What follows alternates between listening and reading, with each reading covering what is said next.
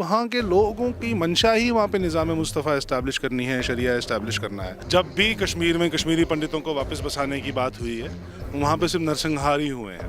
भारत जोड़ो वाले वही लोग हैं जो भारत तोड़ो करते आ रहे हैं। क्या ये वो फारूक अब्दुल्ला नहीं है जिसने ये बोला था कि अगर यहाँ धारा 370 खत्म हुई तो खून की नदियां बहाई जाएंगी, भारत का तिरंगा लेने वाला कोई नहीं था, यहाँ पे चिता पे ले जाया जाएगा। अगर ये देश सेक्युलर है तो यहाँ पे माइनॉरिटी अफेयर्स मिनिस्ट्री क्यों है? तो ये तो बुरहान वानी उनका हीरो है। कश्मीर के साथ हिंदू जोड़ दिया तो हिंदू की हत्या तो इस देश में कहीं नजर आती है। वहाँ के लोगों की मंशा ही वहाँ पे निज़ाम मुस्तफ़ा इस्टेब्लिश करनी है, शरिया इस्टेब्लिश करना है। तो जो शरिया के लिए, निज़ाम मुस्तफ़ा के लिए जो इम्पीडमेंट है, जो रोकते हैं, उनको तो वो टारगेट करेंगे। दुनिया में ऐसा हुआ है, कश्मीर एक अकेली ऐसी जगह है, मुख्यतः भारत और उसमें कश्मीर ऐसी एक जगह है जहाँ पे इस्लाम इतना पनपा, उसके बाद भी वहाँ पे एक माइनॉरिटी ने सर्वाइव किया। सर्वाइव ही नहीं किया, वहाँ पे थ्राइव किया। वहाँ मंदिर, वहाँ पे पूजा पाठ लगातार चालू है और आज भी वो बचे। लेकिन 1990 के बाद उनको पलायन करना, निष्कासन, उनको वहाँ से भागना पड़ा क्योंकि देश के बाकी लोग जो थे, जिन पे उनको भरोसा था, वो शांत रहे। जैसे आज देश के बाकी हिंदुओं को पता ही नहीं, आज 99% 75% कश्मीर फाइल्स आने के बाद भी 75% ज़्यादा हिंदुओं को नहीं पता है कि कश्मीर में ऐसा क्या हुआ है। हम देशव्यापी हम घूमते हैं, लोगों से बातें करते हैं और ये समझने की कोशिश करते हैं कि भाई आपको पता क्यों नहीं, क्योंकि बताया ही नहीं गया। इसको शुगर कोट करके, अरे भाई हिंदू मुस्लिम एकता की, उसमें शुगर कोट कर दिया गया। ठीक है, आप एकता की बात कीजिए, हम तो सनातन धर्म से हैं, सनातन धर्म में तो किसी चींटी को मारना भी पाप है। लेकिन धर्मो रक्षिति रक्षित, जो धर्म की रक्षा करते हैं वो बाहर आते हैं। तो कीजिए धर्म की रक्षा। जो धर्म की रक्षा करने के बाद पिछले 700 साल से अपने धर्म की रक्षा करके आज करना, आज मैं विठल चौधरी ही रहा, क्योंकि ये मेरे पूर्वज वहाँ पे 700 साल तक उन्होंने इस्लाम से लड़ा और वो आज सर्वाइव कर पाया। आज मैं रहा हूँ विठल चौधरी, मैं आज भी हिंदू हूँ। तो ये क्योंकि वो लड़े, क्योंकि वो अपनी धर्म की वहाँ पे उन्होंने रक्षा की, तो वो सर्वाइव कर पाए। तो जो लोग सर्वाइव किया, जिन लोगों ने ये लड़ा, आप उन्हीं को नकार देंगे भगोड़े, कायर, ये बोल के अपने ही भाइयों को, अपने ही दोस्तों को, अपने ही मित्रों को ये बात बोलेंगे जिनकी अपेक्षा आपसे थी कि आप उनके लिए, जब उनको कुछ होगा तो आप यहाँ खड़े होंगे। लेकिन ऐसा नहीं होता है। तो डिनायल जो है, ये प्रोसेस जो है, वो इतना इन्फेस्ट हो चुका है हमारी सोसाइटी में भी कि लार्जर हिंदू पॉपुलेस भी ऐसे ही करता है। आप देखेंगे तो कैसे हो सकता है इस देश में कि भगवान श्री राम, जो हमारे पूर्वज हैं, जो हमारे आराध्य हैं, रामचरितमानस को धरे से नकार के उसको अभद्र भाषा का प्रयोग किया जाता है रामचरितमानस के लिए, और इस देश में कोई आउटरीच ही नहीं है। कुछ चैनलों में कुछ लोग आउटरीच करते हैं, बाकी लोगों, हिंदुओं कहाँ उसमें जाग जाते हैं कि भगवान श्री राम के लिए जो राम मंदिर हमने अयोध्या में हमने खुशियां मनाई, मिठाइयां बांटी, लेकिन हमारे आराध्य को कोई भी कुछ बोल देता है क्योंकि उसको चंद मुसलमानों के वोट चाहिए होते हैं। तो जब वो आउटरीच नहीं है, जब वो चेतना ही नहीं हमें जागी, तो तभी जो कश्मीरी हिंदू किलिंग्स के बारे में बात क्यों करेंगे? एक और चीज़ है, आज भारत जोड़ो यात्रा जम्मू कश्मीर में पहुंच रही है और उसमें पीडीपी के मुखिया, एनसी के मुखिया साथ में आ रहे हैं और ये चीज़ ट्रेंड भी कर रही है ट्विटर पे, क्योंकि आजकल ट्विटर से ही डिसाइड होता है कि देश किस मोशन पे चल रहा है, इसलिए हम इसकी चर्चा बार बार कर रहे हैं। इस जेनोसाइड को पहली बात तो आज तक जेनोसाइड माना नहीं गया, और दूसरी चीज़, इसका अपराधी कौन ये भी डिसाइड नहीं किया गया। क्या राजीव गांधी, क्या वीपी सिंह, क्या जगमोहन जी, जिनको सबसे ज़्यादा फ्रेम किया गया, या मुफ्ती, या फारूक अब्दुल्ला, कौन है इसका दुश्मन, या वहाँ के लोग? क्योंकि बार बार पाकिस्तान का नाम लेके तो भाग नहीं सकते ना आप। देखिए, भारत जोड़ो वाले वही लोग हैं जो भारत तोड़ो करते आ रहे हैं। तो उन्होंने भारत को इतना तोड़ दिया है, तो अब वो तो वो आप उसको जोड़ने की, आप तो जोड़ते किसको हैं? टूटी हुई चीज़ को। तो पहली बात, कांग्रेस मानती है कि भारत टूटा हुआ है, तोड़ दिया हमने, अब उसको वापस हम ही जोड़ेंगे। तो और ये कश्मीर जाके मुफ्तियों से मिल के, अब्दुल्लाज से मिल के, ऐसे लोगों से बात करके, इनके साथ रह के फिर भारत को जोड़ने की बात करते हैं। क्या ये वो फारूक अब्दुल्ला नहीं है जिसने ये बोला था कि अगर यहाँ धारा 370 खत्म हुई तो खून की नदियां बहाई जाएंगी, भारत का तिरंगा लेने वाला कोई नहीं था, यहाँ पे चिता पे ले जाया जाएगा? क्या ये शेख उमर अब्दुल्ला नहीं है जिसने 2 इंच जमीन अमरनाथ को देने से मना कर दिया था, बोला था हम 1-2 इंच जमीन नहीं देंगे? क्या ये महबूबा मुफ्ती नहीं है जिसने बोला था कि 370 आपने खत्म कर दिया, भारत का अभिन्न अंग नहीं है? आपने पीडीपी का पीपल्स रूल डॉक्यूमेंट पढ़ी है? आप क्या लिखा हुआ है सेल्फ रूल डॉक्यूमेंट, कि वहाँ डुअल करेंसी चलेगी, पाकिस्तान का भी उसमें हस्तक्षेप होगा, कश्मीर में 2 सरकारें रखनी चाहिए? ये पीडीपी का अपना मैनिफेस्टो में अपना डॉक्यूमेंट है जिसके ऊपर बच्चे बचे हुए हैं। आप और अब्दुल्ला के बारे में तो हम क्या बोलें। शेख अब्दुल्ला 1931 से लेकर आज तक जो एक फैमिली जो निरंतरता के साथ कश्मीर जेनोसाइड का हिस्सा रही हैं, करती आ रही हैं, वो है शेख मोहम्मद अब्दुल्ला, फारूक अब्दुल्ला, उमर अब्दुल्ला। आप ये देखिए, फारूक अब्दुल्ला के छोटा भाई है मुस्तफ़ा कमाल की लेटेस्ट स्टेटमेंट सुनिए। पुलवामा अटैक भारत ने करवाया था जी, भारत के और सेक्युलर फैब्रिक को ख़त्म करने के लिए हमने खुद ही अपने फौजी मरवा दिए। इन लोगों के साथ मिलके आप जो आप भारत को जोड़ने की तो बात करता है तो भारत को तोड़ ही रहा है। तो इस देश के लोगों को भी समझना चाहिए कि भारत जोड़ो यात्रा या कोई भी यात्रा है ऐसी, तो वो उसका लक्ष्य क्या है। उसका लक्ष्य ये है कि जो हिंदुओं में जो 2014 के बाद कुछ चेतना जगी है, जो आप शर्म नहीं करते खुद को हिंदू बोलने में, आप सेक्युलरिज्म को एक्सपोज करने में झिझकते नहीं है, उसको खत्म कर दिया जाए, क्योंकि ये चेतना उनको मार देगी। जो हिंदू चेतना जो जगी हुई है ये इनको मार देगी। लेकिन कुछ हमें ये भी समझना है कि सरकारों का भी इसमें दायित्व बहुत इंपॉर्टेंट है। आप एम्बोल्डन सरकार भी तो कर रही है, आप उन्हीं लोगों को एम्बोल्डन कर रहे हैं वहाँ पे। आप आज भी नहीं समझ पा रहे हैं कश्मीर में जो हो रहा है वो जिहाद है। जिहाद को आपको जिहाद जब तक नहीं बोलोगे तब तक आप जिहाद का निवारण नहीं कर सकते हो, ये आप समझिए। तो बहुत सारे ऐसे एग्जाम्पल्स ला दिए जाते हैं ना, जो कहते हैं कि देखिए इनकी भी तो हत्या हुई थी। जिनोसाइड में एक टर्म होती है क्लासिफिकेशन, जिनके खिलाफ आप जिनोसाइड करते हैं, अगर आपको ये लगे कि इनके जिनोसाइड करने में ये इम्पीडमेंट है या ये जिस चीज़ की मान्यता रखते हैं ये वो प्रॉब्लम है, तो वो जिनोसाइड वो क्या होता है, वो क्लासिफाई करते हैं। जो वहाँ के कुछ मुसलमान वहाँ पे मारे गए, वो मारे गए क्लासिफाइड कि ये भारत के साथ खड़े हैं, क्लासिफाई हुए। लेकिन जो भी हिंदू वहाँ मारा गया वो मारा गया क्योंकि वो हिंदू है, वो मुसलमान है इसलिए उनको नहीं मारा। आप समझिए, देयर इज अ डिफरेंस। हिंदुओं को उनके धर्म के आधार पे मारा जाता है, मुसलमान को उनकी नेशनैलिटी, उनकी राष्ट्रभक्ति, कुछ जो बचे हुए हैं, कुछ इक्का दुक्का लोग जो हो सकते हैं, मैं तो नहीं मानता, मैं बिलीव नहीं करता हूँ कि कोई है, मैं बहुत स्पष्ट बात करता हूँ। बट अगर कुछ हैं जिनको मारा जा रहा है तो उनको या तो वो इस्लाम के खिलाफ है, जैसे वहाँ पे अमरीन भट्ट को मारा गया, वो नर्तकी थी, टिकटॉकर थी, मारा क्यों? क्योंकि इस्लाम में ये तो चीज़ अलाउड ही नहीं है, तो ये इस्लाम का खिलाफ है तो इसको मार दो। तो वो क्या क्लासीफाई काफिर नहीं हुआ? तो हम भी काफिर, वो भी काफिर, काफिर काफिर मार दो। आप समझ रहे हैं इस बात को?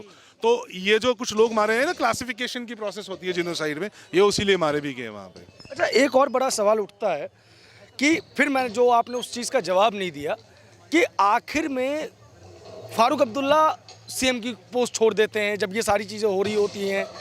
मुफ्ती सईद उस टाइम में गृह मंत्री होते हैं, मुफ्ती मोहम्मद सईद।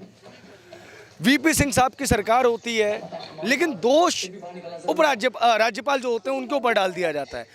आप लोगों ने वहाँ की स्थिति देखी है, आखिर कौन इसका दोषी है? और बार बार जो आप कहते हैं कि ये बहुत पहले से जेनोसाइड चला आ रहा है और अगर नहीं रुका तो आगे में और ज़्यादा जेनोसाइड्स होंगे, ये किस तर्क पे कहते हैं आप? देखिए, जेनोसाइड की तो जो एक प्रोसेस होती है जेनोसाइड की, जब जेनोसाइड को आप नकार देते हैं तो वो फैलता ही फैलता है। कैंसर को जब आप ये मानते हैं कि आपको कैंसर, किसी को कैंसर है, तो आप कीमोथेरेपी, रेडियोथेरेपी करते हैं तो शायद कैंसर का आप निवारण कर सकते हैं। लेकिन क्या होता है, पहले आप उसको मानते हैं कि ये कैंसर है। जब आप मानेंगे ही नहीं ये जेनोसाइड है, जब आप मानेंगे ही नहीं जिहाद है, तो जिहाद का निवारण आप कैसे करेंगे? तो यहाँ पे एक्सेप्टेंस होनी चाहिए ना, जिहाद हो रहा है। अब ये लोग जो इंस्ट्रूमेंट ऑफ जिहाद हैं, Abdullah, मुफ्तीज, these are all instruments of jihad in Kashmir. These are all instruments of establishment of Nizam-e-Mustafa in Kashmir. Sheikh Abdullah ने मुस्लिम कॉन्फ्रेंस का गठन ही किया था कश्मीर में राजा, हिंदू राजा के खिलाफ। तो वो सेक्युलर कैरेक्टर कहाँ से हुआ उसकी? फारूक अब्दुल्ला ने 1000 बार तो बोला है भारत के खिलाफ, हिंदुओं के खिलाफ। उमर अब्दुल्ला ने 2 इंच ज़मीन देने से मना कर दिया फारूक अब्दुल्ला को। नहीं, वो देखिए क्या है ना कि 3 पीढ़ी पुराने तो हिंदू ही हैं, तो बीच बीच में जाग जाता होगा डीएनए का एक पार्ट हराम होने के लिए। और फारूक अब्दुल्ला की एक बहुत बड़ी क्वालिटी है, उनको कश्मीर में डिस्को फारूक बोलते थे। वो ये नाटक करना उनको बहुत अच्छा आता है। और इस देश के लोग ना, वो रणवीर सिंह के साथ भी डांस का नाटक किया था उन्होंने, तो सब लोग बहुत खुश हुए कि ये फारूक अब्दुल्ला साहब ना, ये सांप तो नहीं है, फारूक अब्दुल्ला सांप नाच रहे हैं, ये मैं सांप मुँह से निकल गया।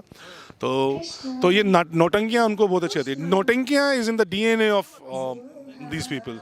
ये मुस्लिम्स की डीएनए में वहाँ पे नौटंकी है। और वहाँ पे 2 लोग मरेंगे तो 2000 लोग बोलेंगे मर गए, क्योंकि इसको नकारना है कि हिंदुओं, यहाँ पे उनका तो ये मानना है कि वहाँ पे हिंदू कभी बसे ही नहीं है, कभी हिंदू हुई नहीं। वहाँ पे कोई सुलेमान आया था तो बाहर समुद्र पे, वो जहाँ पे शंकराचार्य पर्वत है उस पर खड़ा हो गया और पानी पी लिया। उसने देखा यहाँ तो पानी पानी है, मंत्र पढ़ा, पानी खत्म, कश्मीर बसाया वो सुलेमान ने। कौन सुलेमान? सोलोमन। सोलोमन कौन? जीव। जबकि जीव हिस्ट्री में सोलोमन का नाम ही नहीं है कि कभी कश्मीर आया हो। But it is established. Kashmiri Pandit, Kashmir कहाँ से नाम आता है? हम बोलते हैं माँ कश्मीरा के नाम से आता है, या भगवान ऋषि महर्षि कश्यप के नाम से आता है। वो बोलते हैं कि एक कास्ट ट्राइब है, मीट ईटिंग ट्राइब, कश्मीरी वहाँ से आए तो वो उनका नाम हो गया। तो हिस्ट्री को भी जो बदलने की कोशिश है, जो बदलने की कोशिश है, ये भी तो वही लोग करते हैं। ये जुटलाते हैं, जो लोग जुटला देते हैं इन चीज़ों को, वो आगे आगे बढ़ते हैं। अब्दुल्लाज, मुफ्ती, सज्जाद लोन, ये सब। लेकिन एक प्रभात जी, एक बात आप ये भी मानिए, क्या अब्दुल्ला को, मुफ्ती को, इन लोगों को क्या हमारे राजतंत्र जो है, स्टेट ने एम्बोल्डन नहीं किया? आप इन्हीं को बुला के बात करते हैं, इन्हीं को खड़ा करते हैं, आप इन्हीं के साथ अलायंस भी करोगे, फिर इनके साथ अलायंस तोड़ देते हैं जब आप समझ आ जाता है, फिर उनके साथ दोबारा बात करते हो। तो ये समझना भी ज़रूरी है, क्योंकि जो सिस्टम है वहाँ का, जो वहाँ की ब्यूरोक्रेसी है, क्योंकि वो इनपुट्स तो वही देती हैं कश्मीर में, तो वो इनपुट्स देते हैं यहाँ पे, फिर आप उसको मंकी बैलेंसिंग करने लगते हो। अरे भाई साहब, कुछ तो मुसलमान भी मरे थे। अरे भाई साहब, कहाँ मरे थे मुसलमान? मुसलमान को मुसलमान बोल के थोड़ी मारा गया वहाँ पे, हिंदू को हिंदू बोल के मारा गया, मुसलमान को बोला गया कि ये काफिर है, इसलिए मार दिया। तो ये सारी बातें हैं इसमें। एक चीज़ और पूछी जाती है, क्या सब लोग ऐसे? इस बात का प्रमाण कैसे मिलेगा? सब ने नहीं मारा, लेकिन सब चुप रहे। आउटरीच कहाँ है? मैं इस देश में, आप रैंडम 5 लोगों से मैं आपको 2 नाम बताता हूँ, पहलू खान और अखलाक, सबको पता होगा। आप जरा पूछिए एन रैना, आप पूछिए गिरजा टिक्कू, आप पूछिए सरला भट्ट, नहीं पता होगा। क्यों नहीं पता होगा? क्योंकि इस देश क्योंकि उन लोगों ने बाहर आके बोला कि ये हमारे लोग मारेंगे, हमारे लोग मारेंगे, हमारे लोग मारेंगे। और जब हमारे लोग मारेंगे, जब हिंदू वहाँ मारेंगे, तो उन्होंने वहाँ पे हुजूम निकाले, सेलिब्रेट किया, खिड़की दरवाजे बंद कर लिए। तो सब लोग जो, अगर आप किसी क्राइम के अगेंस्ट खड़े नहीं होते, उसको नकार देते हैं कि ऐसा, और जगमोहन पे डाल देते हैं, कश्मीरी पंडितों पे डाल देते हैं कि हमारे पास बहुत सारी ज़मीनें थी, इसलिए हमने वहाँ पे अत्याचार किया, बाहर निकाला, तो आप भी तो उसमें शामिल हैं। जबकि 1986 में कश्मीर में 300 से ज़्यादा मंदिर इसी मुफ्ती सैयद ने तोड़े थे। तो काहे का सेक्युलर है वो?